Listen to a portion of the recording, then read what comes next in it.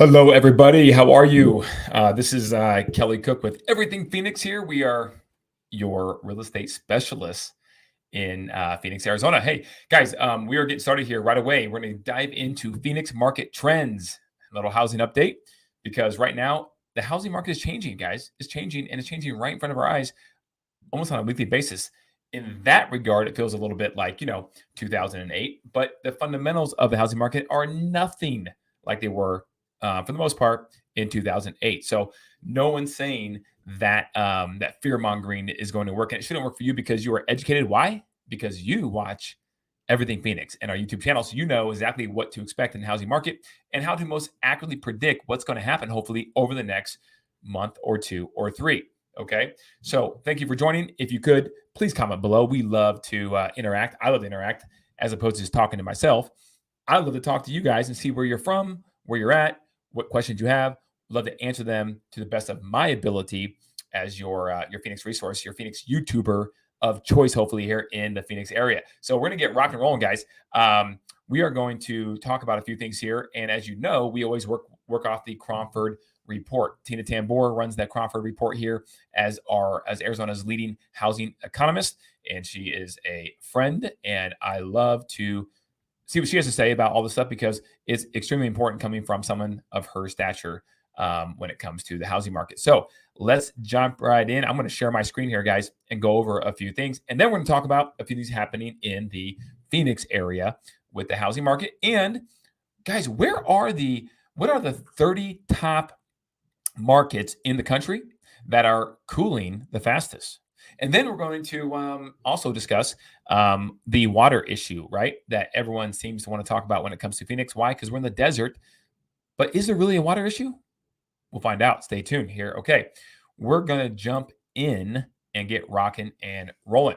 All right, guys. So, as you know, Cromford Report, it's right here. And there's the market index, guys. This is pretty easy to figure out what's going on by looking at this. So again, the Cromford Market Index, CMI, what is it?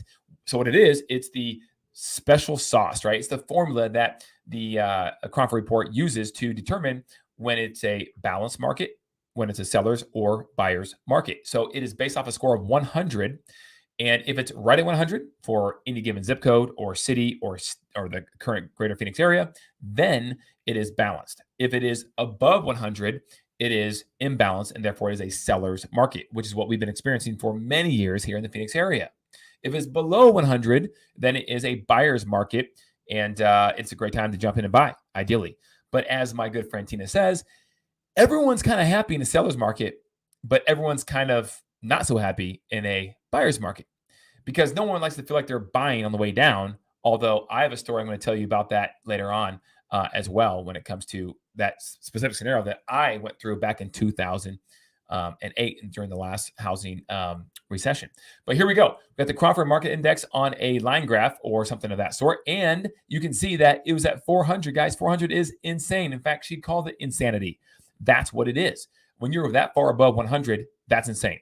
So that's how much leverage the sellers had here in Phoenix, right, for the past X amount of years. But this is just going back to obviously April 26 here, okay? And then you see as it just rode down, and right about here, May 13th or so, right about there in that ballpark is what we, by data, not according to the Cromford Market Index, but by data, was the height of the market, okay? But then it slowly worked its way down as the Federal Reserve continued to raise rates and stop quantitative easing. You guys understand that, right? Let's sidebar this for a second. The Fed does a lot more than just raise or decline the interest rates, right? They also print money. Quantitative easing, right? It sounds so much more like special, right? When it's quantitative easing. But they are really creating more money in the marketplace to therefore devalue the dollar which eventually inflates it, right? And that's where we're at today with inflation. So as it comes down here, you see on the Cromford Market Index, and then you got to August, which again, guys, remember mid-June or so, but really traditionally speaking, July 4th weekend is when we really notice a difference typically in the demand decreasing in the Phoenix area. So you have that July area right here and through August. And then look what happened, guys. It got down to be about around balance, the score 100. And it's been flattening off for the most part over the last couple of months. But as you can see, overall, it has gone down. So let's jump over here. You can see here's more data than you would want to shake a stick at, guys. But it's kind of cool if you get into this kind of stuff. This is the entire greater Phoenix area that the Cromford report actually tracks. So this is very macro area, okay? So you can see right now that active listings right here that exclude UCB. So nothing under contract, just pure active listings on the market, have not sold, no contracts, 20,721. That is up from last month, 19,700. And then, of course, you can see 17,000. Go back a year ago is 7,400. And 2 years ago, 8,400, right? So you can see that active inventory has dramatically increased. But what is this in comparison to? Guys, this is in comparison to about a 2016/2017 housing market for the Phoenix area. Now, and again, I said this before, I'll say it again. In 2016, 2017, nobody was running for the hills saying, oh my goodness, I'm going to wait to buy. Rates were higher too. Rates were on 6, right? Rates were in the 5s as well. So they were lower, obviously, than where they are now. So they are higher. However, you have values that are higher too, right? Okay, fair enough. That being said, it was flat from the standpoint of rates weren't just yo-yoing all the time, right? They were just moving, traditionally speaking, like they normally do. And so people would buy and they would sell when they had to. But now you have everybody, because it's like raising gas prices too high, right? It goes too high too fast and everyone freaks out. But guys, you have to ask yourself the question, what's your exit strategy if you're looking to buy right now? And we'll dive into that here in a second. But you can see that listings are up. You have more choices than you'll ever have in a while. And it could go higher, active listing count, guys. It could, let's be honest. And probably will by the end of the year, to be honest with you. Because traditionally speaking, demand starts continuing to fall, okay, at a slow, steady pace all the way through about Christmas. And then it starts to ramp up and ramps up pretty big, traditionally speaking. So in a market like this, we anticipate it to be very much the same as the trend, because obviously it's not advantageous with rates being so high. But what happens in January? January, inventory, usually more of it comes onto the market and sellers have hope. That 4-letter word, hope, right? And when sellers have hope, sometimes the negotiating power goes out the window for a buyer. You probably have more. In fact, I would argue you will not have any more negotiating power as a buyer that you do right now through the end of this year, 2022, than probably you will for the foreseeable future at this time. Okay, so keep that in mind. They have hope. Let's go back to that. They have hope. Why? Because new things are happening, right? They know the traditional cycle of the Phoenix market, in that typically you have more people coming down, snowbirds, etc. And so there's going to be more buyers. There usually are. They have hope because of the Barrett-Jackson Auto Action, the Waste Management Phoenix Open, the Super Bowl coming this year, and spring training, things of that nature, right? So they may be a little less, prone to negotiate as much. They'll still negotiate, but as much, right? All right, so you see this graph here. Notice that the days on market right here as well went from 46 days on market for sales last month to 53, and for an active listing, it went from 66 to 73. That's a good movement. Okay. But look at here, guys. This is what's interesting. Active listings price per square foot last month, $320. Last quarter, $331. Okay. And they're at $322. But these homes are not selling. So you still have a contingent of home sellers out there, indicated by this data, that still think they're in the market of it going like this. Well, we can see that CMI, and it's not going like this. It's going just the opposite, right? But for some reason, there's a contingent of sellers out here that are increasing their price, not decreasing their price. It's interesting, right? You go from 331 to 320, then back up to 322 price per square foot for active listings that are not selling. On the sell side, however, you go 288 last quarter a foot to 278 a foot to 274 a foot. So it is representing, because these are actually homes that are selling. They're closing. These are sellers that are being realistic and staying on market trend. Okay, now we're going to jump over here, okay, because this is interesting. Let's break this down further, that same graph, for major cities or suburbs throughout Phoenix. And here's what I want to show you guys. Let's jump over to Paradise Valley. Paradise Valley has the highest and most expensive real estate in the Phoenix area. And look over here, guys. Days inventory have gone up, right? So you have more properties on the market. You can see it right here, okay? However, look at this. annual sales, monthly sales. Okay, annual sales right here, 710 price per square foot up to 716. That's interesting. Okay, days on market actually decreased from 85 to 66. So if you jump over to Scottsdale, you have something very similar, not exactly the same as Paradise Valley. Scottsdale obviously is a very affluent area as well, same as Paradise Valley, and you have more variety though of price points in Scottsdale than you do Paradise Valley. Paradise Valley is pretty much all upscale, big homes, luxury. Scottsdale has a huge part of that, but also does have some affordable housing too as well. And you look at Scottsdale and you look at right here, the appreciation has gone down a little bit, but not much, 26% to 25%. Okay. Days on market for sales, 50 to 58. It's gone up, but not as much as the rest of the valley. You go to Queen Creek in East Valley, different story. Okay. You have appreciation that is declining, and you have days on market that are increasing at a little more significant rate. You have a lot more inventory on the market, a lot more inventory in the market. You have month supply, excluding UCB at 4.8. You go to Buckeye on the outskirts, very similar as well. Okay, where you have a lot more inventory and days on market increasing, and pretty much a lot more things are across the board red. Okay, so that's a lot of data. Let's jump around here, guys. I don't want to bore you with that too much here. So let's go to some cool, fun stuff here, which is more of the CMI, generally speaking. So who is still left, guys? Who's still left to be in a seller's market? Well, let's go to the more affluent cities. Scottsdale, 127. They're above 100. Technically, by definition, a seller's market. Paradise Valley, 129. The highest one in the metro area, except for Fountain Hills at 150, guys. These are the more affluent areas of the valley, and they are by definition still a seller's market. It's kind of crazy. Notice that demand in all of these are decreasing. So the demand is low. It's below 100. But look at the supply. It's also below. People are staying. Okay. Less people are selling. Okay. All right, guys, but go ahead. Please take a moment here. Leave a comment. Ask a question. I'd be happy to answer it for you if you have any. I appreciate those that are watching. Hopefully, you're getting value out of this, so you're educated on where the market truly is today. If you're looking to buy or sell or relocate to Phoenix, or you know what, you're just curious. I appreciate that, viewer, as well. All right, and then we go to Buckeye on the outskirts. Look at this, 50.8. Wow. Okay, that's a buyer's market. You go to Queen Creek, 50.6. These are on the outskirts of the valley, okay, guys? So you go to, I don't know, surprise, 70, right? You go to Avondale, 73. Let's go to Goodyear, 82. So notice the areas on the complete outskirts, Buckeye and Queen Creek on the West Valley and the East Valley respectively, they are the lowest, the biggest buyer's market. Then as you come in just a little bit to Goodyear and say Goodyear and Avondale on the west side, it's a little further in than Buckeye. They actually go up a little bit, but it's still a buyer's market. So if you're looking for a good investment property, guys, here's what you do. Okay. Here's a hack. This is what you should do, in my opinion. Okay. Looking for a good investment property, you should go to call your favorite real estate professional. Hopefully it's someone over here at the Cook & Associates group.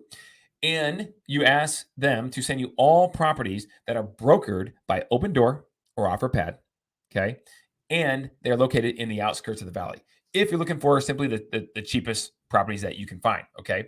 If you're looking for something maybe a little further in, you could go into Goodyear. You could go into maybe the East Mesa area. You could go into, Gilbert if you can get lucky there. That's a very nice area. And you look for properties brokered by Open Door and OfferPad. Why? Well, because right now they are representing the largest price reductions of any sellers in the valley currently. In fact, some appraisers now are starting to use Open Door and OfferPad, their inventory when they sell, as comparables not to use against a traditional listing that is selling under contract. They're starting to use those properties as REO, distressed sales, equivalent to distressed sales. Why? Because they know that Open Door OfferPad, it's a corporation. It's literally data numbers on a spreadsheet. Should they sell it for this low or not? Do they need to get rid of it? And how bad? And if they do, they will unload it, guys, and the buyer will be a big benefactor of that purchase. And rental rates are still good, guys. Are they going down a little bit? They are, but not by much. Not by much. They're holding fairly steady for the most part across the board. What will happen with them in the future? That's still yet to come. But guys, that was a hack if you are looking for maybe an investment property to buy and you want to get into something fairly as affordable as possible, or with a buyer who will negotiate with you as much as possible. Okay. So that's that. Now let's go back to my screen here. I want to show you a couple more things. Okay, let's go to the Cromford index here. Generally speaking, for annual appreciation, you can see we're still up, guys. Look at this graph right here. So annual appreciation, we started down here last October. We are now at 236 a foot. We're still at 284 a foot when it comes to that average. So we're still up, guys, when it comes to annual appreciation. 12 months over 12 months, right? So let's go check out a couple more things here. How about inventory? Check out that here, guys. Days inventory, excluding UCB and CCBS, 80 days on market for inventory, okay? 80 days of inventory on the market. Let's go down to, I don't know, let's check out active listings. We just saw that, 20,700. Let's see days on market, okay? 73 for active listings, 53 for properties that are selling. So if you're priced right, your home's still going to sell, but not in 5 days. How about 53? That's more like it. But I want to show you one more thing here, guys. Okay, let's go back to this graph right here. Oh, what was it? Here's the average sell to list price ratio. So you're talking to your favorite real estate advisor here and over the Cook and Associates group, and you say, I like this property. What should I offer? What are my expectations? Well, generally speaking, your list to sell price ratio right now is 97.24%. So if the house is $1 million, on average, the home is selling for $972,400. Okay. Now, obviously, if you go back to last year, it was over 100% of the average home was selling for over the asking price, right? That's not hard to believe. It was crazy. And then it come down to 98 to 97 and the low 97.2 percentile right now as an average. Now, if you go into that same graph and go into a Paradise Valley, for example, where we have the highest real estate prices in the Valley of the Sun, you can see that average sell to list price ratio right here, 96, okay, 0.7. In Scottsdale, that is 95.7. So that should be a good guideline or a baseline for if you're going to accept an offer after you maybe negotiate with the seller for a little bit. That's what they're coming into. Now, here's the only thing that you have to be careful on that. Okay, and this is where it pays to have a realtor that can do a lot of research. That is taken into consideration what it actually was listed for when it actually sold and the difference there, right? The delta, that 5% or whatever it may be. However, what it does not take in consideration is the amount of concessions that were negotiated in the deal that the seller may have given the buyer to be able to buy down their interest rate for 1 year, 2 years, 3 years, or concessions for closing costs or whatever it may be. So you have to really dive in on that because a good realtor can pull all those specific comps that have sold that are comparable to your house you want to buy and look that up because that is information that is able to be found. All right, now let's jump over to, while we're staying on it, before we get to water, let's jump over here. Here are, according to the Phoenix Business Journal, here are the 30 metro areas cooling the fastest throughout the country. This is interesting. Let's check this out, guys. All right, here we go. Okay, number 30, Las Vegas, Nevada. I'm going to go through these pretty fast here, but I want to notice the 6-month value change because that's what matters, guys. The market changed 6 months ago. Okay, it was really hot before then. So 3.6 in the positive, right? Okay, number 30. So it hasn't cooled down that much yet in Las Vegas, as an example. Milwaukee, Wisconsin, 3.5 in the last 6 months. Boston, okay. St. Louis, 3.4. Baltimore. That's interesting. Baltimore, right? You think that'd be a little more than that, right? Of a decline, but it's not. Okay. Madison, Wisconsin, 3.1. Provo, Utah, 3%. Now, obviously, some of these are going to be based on the fact that, they didn't have as much appreciation. Phoenix is going to be on here, spoiler alert, but a metro area that had a significant amount of appreciation is more prone to come down at a bigger fall, right? Or at least a faster pace. All right, running at altitude. Here we go. Got a comment. I love the comment, guys. Thank you for reaching out here. New construction also offering generous incentives. This is very true. In fact, I'll be doing a video on the channel here that will come up in the next 2 weeks or so on who the best builders are and what they're offering right now for incentives. But to your point here, they are offering a lot of incentives. So, for example, I can tell you right now that most builders, if they have someone under contract, okay, and they've been under contract for a while, waiting for the home to be finished, right now, a lot of the builders are dropping the prices for new buyers because they have to be able to sell their houses, which is causing a ripple effect to the buyers that are under contract, right? So now we have one, for example, where the buyer's under contract, and we're like, look, you're advertising the price, the model match at less than what we're under contract for. What can we do about this? And the builders are saying, what we're going to do is when we're 60 days or under to close of escrow, to basically being able to give a C of O and have you move into the house, a finished product, we will then look at it at that point and renegotiate the price to equal what we're advertising or selling a home at the current time. So that's something that builders are starting to do now. So that's pretty cool. They should, by the way, otherwise they're going to lose a lot of different buyers that will just walk away and go buy another house, a new build house for some place that's much, much cheaper, right? Okay, so thank you for that comment. Here we go. Provo, Utah, coming in number 24, a 3% decline.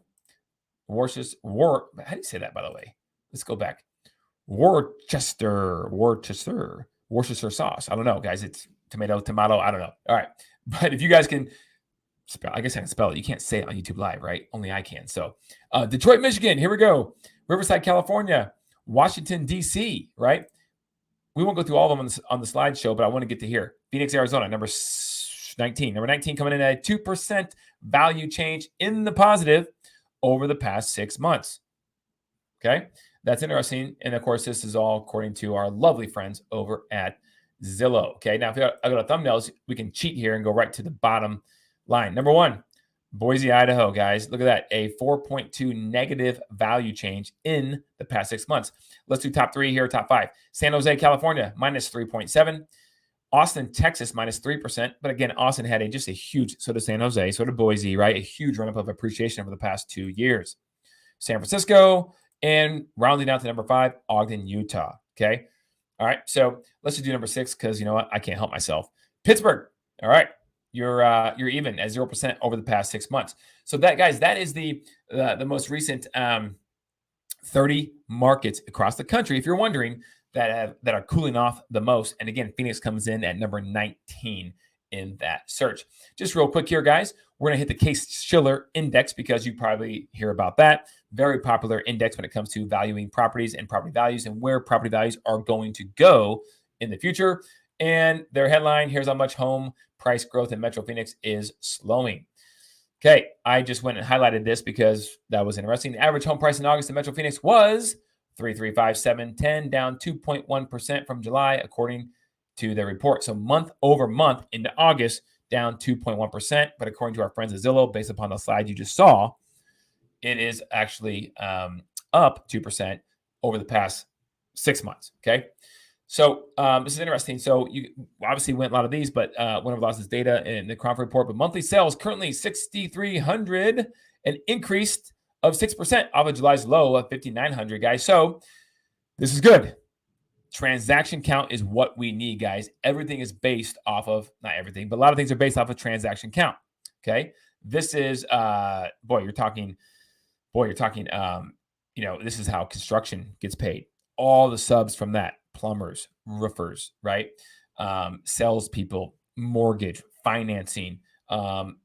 There's so many different avenues and verticals that are paid or make money.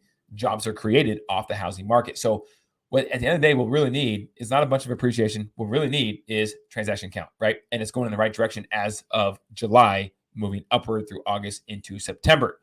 That's a positive thing. Abby said, can you spell that? I'm assuming, Abby, you're referring to Worcestershire, right? I'm going to stop because that sounds terrible.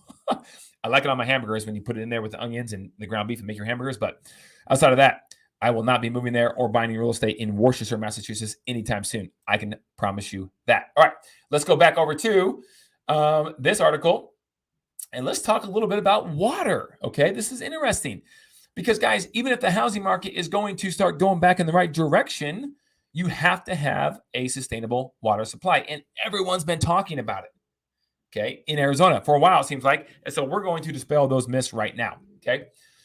All right, here we go. We're going to chat about this because this is good.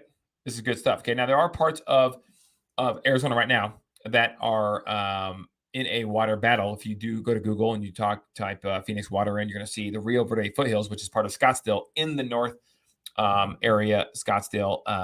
You're going to see that currently there's a lot of properties that were built really fast, probably too fast in land that wasn't, built. Infrastructure wasn't built out by the city of Scottsdale in terms of, 100% with the water supply. So what a lot of builders did, custom home builders, is they put up, ranches, obviously big parcels of land, some 5-acre parcels or bigger, or 1-acre parcels, whatever have you. And they put water tanks in the ground if they could not get a well that was, working on the property. And they bring in hauled water.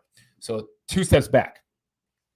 The average person across America has water at their tap, and it comes through a company that provides it through this, the sewer services, if you will, right? The city services. In Phoenix, it's all, for the most part, ran by city, okay? So City of Scottsdale has its own water. City of Peoria, City of Glendale has their own water. City of Phoenix, etc.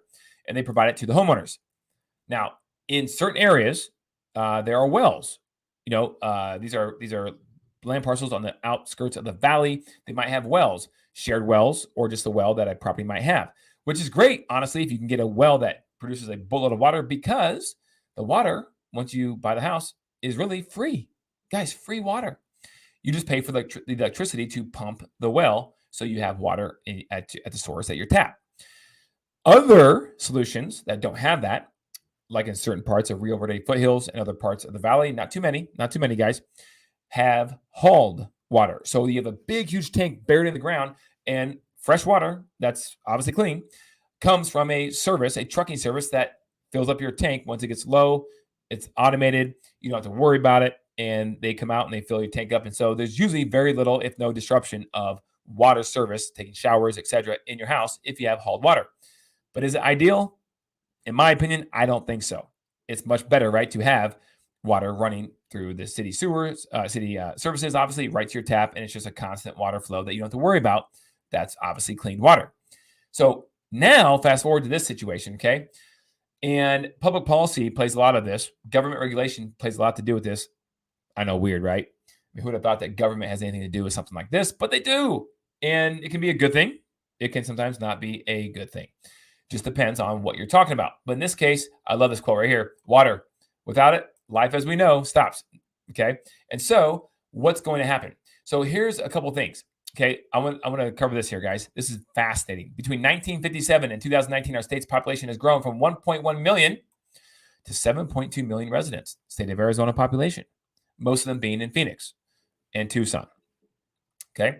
Meanwhile, our water was actually decreased from 7.1 million acre feet to only 6.9 million acre feet per year. He wrote, that's good. While some of that increased water efficiency naturally came with the technology improvements, we can also credit our Groundwater Management Act. Since 1980, or our more populous areas of the state, that have used the most groundwater have been subject to a series of management plans with increased conservation requirements in each management period. This is great. Now it talks about desalinization, which is interesting, right? Saltwater. Okay. And they're saying, it can be saltwater. It can also be gray water, which is, sewage water. And they're already working on that and doing some of this already here in the Phoenix area, if you guys weren't aware. The use of gray water, that is wastewater collected separately from sewage flow. It's already being practiced in Arizona homes, especially on landscaping, okay, watering grass, because obviously it doesn't rain that much here.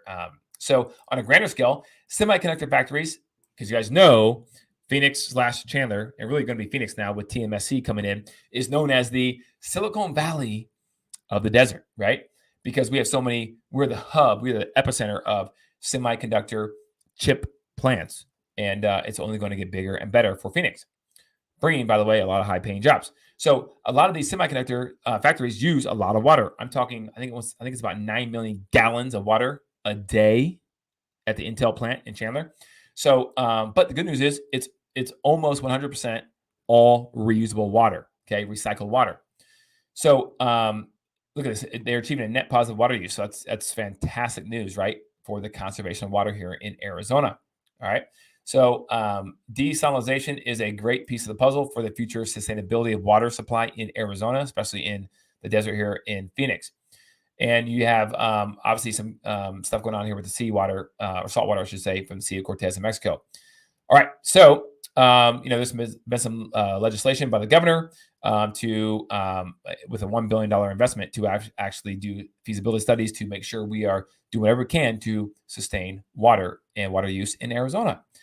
Okay, but the innovation part is really cool here. Okay, now I mentioned in a previous video that Phoenix, Arizona is the second best city in the world, okay, to conserve water behind Tel Aviv in Israel, right? So here we have an Israeli based company operating in Glendale that has invented a gravity fed irrigation system for farming operations, eliminating the need for costly pumps and filtration systems that are usually worked on traditional drip for farms. Guys, agriculture and farming in Arizona uses far more water than any city or housing development where humans have to use water, right? It is a significant amount of water for farming that has to be used, but we need food, right? So, how can we make farming more efficient and better? That's what this is all about. Okay. So, for example, here's an agri-tech company out of Avondale that created a 50,000 square foot vertical farm that uses 99% less land and water than traditional agricultural operations.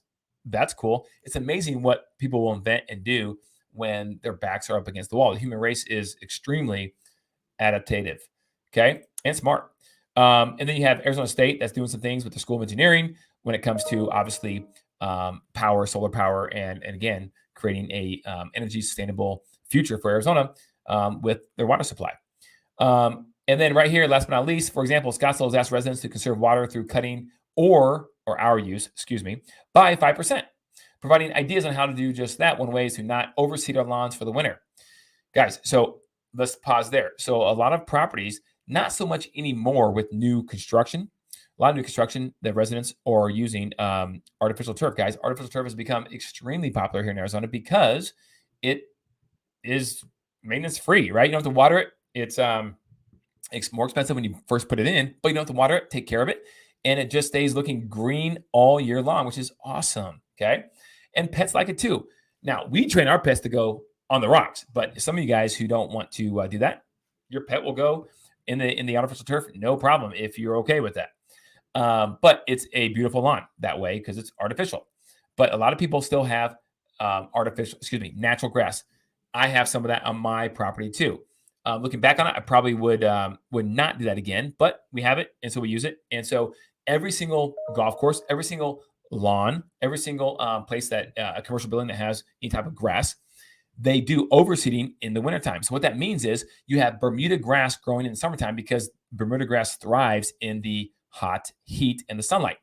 But when it gets to be, this time of year, October or so, even late September, what happens is you scalp all that Bermuda grass down and it turns really brown. I mean, I'm talking super thin, super thin. It turns brown. You let it die for 2-3 weeks. And then most people will put winter grass or ryegrass seed on top of that lawn and they'll water it. You have to water it heavy for about 2 to 3 weeks. And this beautiful looking winter grass comes in. And guys, let me tell you, it is beautiful looking, right? It is the most pristine grass lawns that you will find anywhere from October through April in Phoenix, Arizona. It's beautiful, but it does come at a cost. Not only a cost to of supply of water to each resident on your water bill, but also to, like this point, water conservation. So it's not the best thing for that apparently, but unfortunately, a lot of homes still have it. So your choice when it comes to overseeing your lawn or not. But if you do, it'll be beautiful. If you don't, you'll help the greater good of water conservation in Arizona.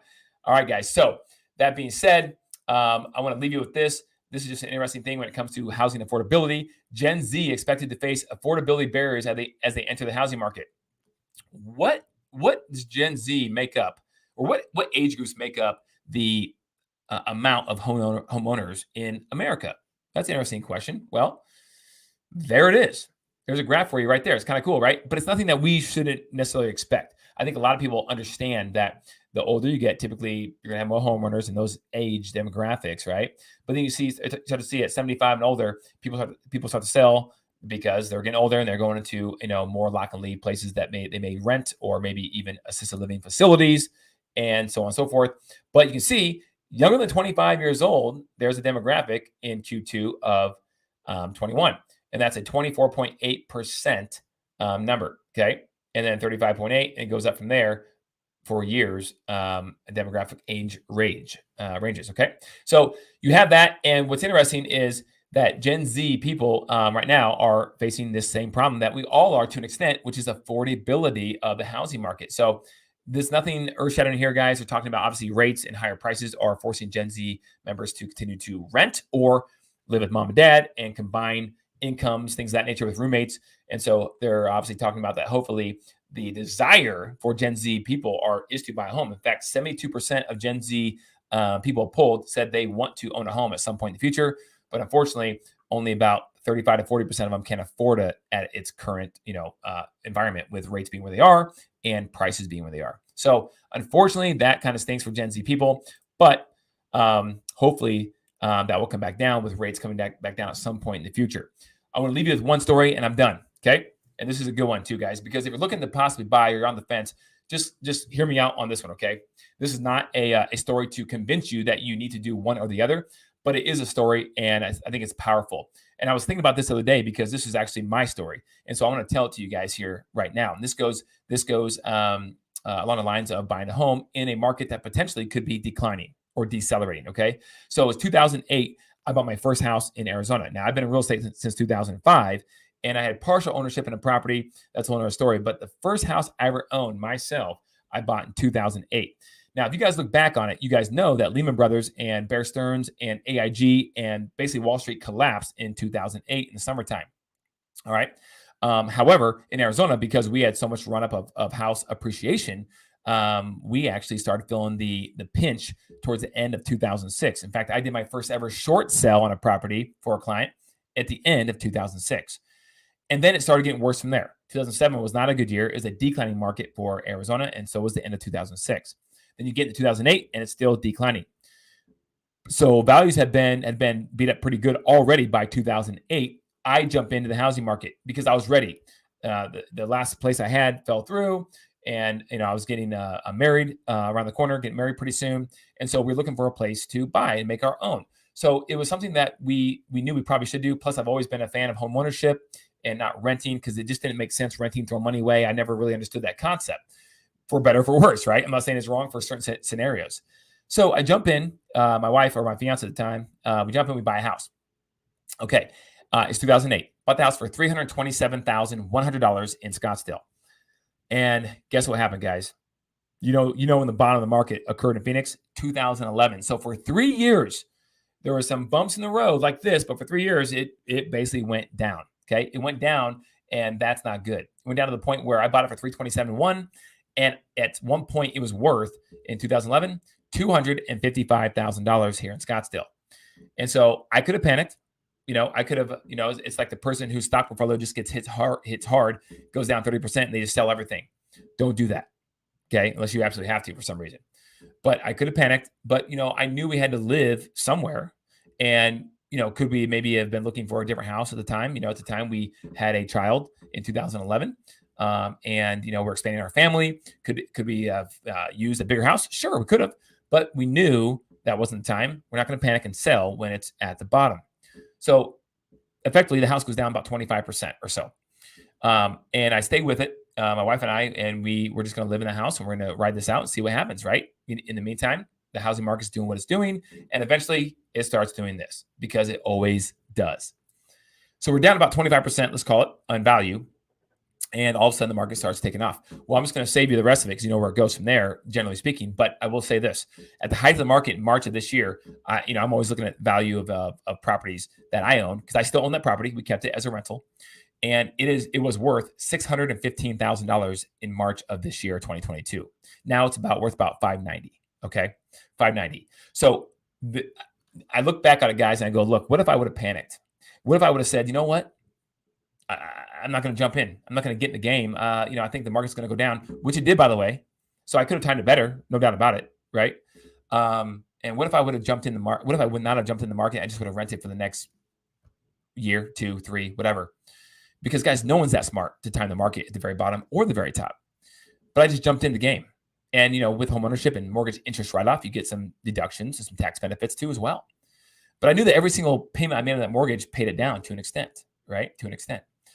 And now we're at $595,000, and I have this asset that not only rents out well, but it's worth $595,000, and I paid $327,000. And now with my mortgage on it, it's significantly down on the principal balance, and so it's just a very good financial situation to be in. And so I would encourage all of you guys to consider that based on whatever your exit strategy is when it comes to buying a house. And I do believe that between now and the end of the year, you're going to have some very good negotiating leverage on your side. And not only do I believe that, I know it because we're doing it for right now for several clients, and we are doing very well for them. And they are getting a smoking deal. Could it go down more? It could. But if you hold on to it long enough, maybe only 3 years, maybe only 2 years, maybe 10 years. But if you hold on to it long enough, it will come back because it always does. The real estate market is cyclical. They go up, they go down, and they're going to go down back again and then back up again. Okay. Got a question here from Abby. How do you determine your home's current value? Is there a calculator or software you can utilize? Yes, there are all kinds of AVMs, automated valuation models, online out there for you to Google. I have one that I think is my favorite, right? And if you go to myhomevaluecalculator.com, you can put your information in right there, hit go, and it will send you instantaneously the value through your home. Just know that when that happens, guys, it'll be good to verify that information with a real estate professional, because sometimes AVMs can only do so much, right? They only know so much about your house, and it's good to know how the floor plan flows and what kind of upgrades you've done in the house throughout the years, because that will truly get your real market value today. And the real estate professional can give you a good idea on the trend of the market and how that will play a role in what you can sell for. So great question, Abby. Thank you very much for asking that question. Guys, with that, we went overtime a little bit because I guess I can talk, but hopefully you got some value out of that message I just said about that story, because I think it's powerful. I'm not saying it's going to be right for you at this current moment in time, but just consider it if you're on the fence and your exit strategy is one that you think you could probably stay in the house for quite some time. All right, guys, thank you very much. Please share this video if you don't mind. Please like us. If you could, subscribe and like this video so it gets out to more and more people who might find this valuable. We really appreciate it. This is how we grow our channel, and I couldn't appreciate any more the people that are on this live watching it right now. So thank you guys very much, and have a wonderful rest of your Thursday. Take care, guys.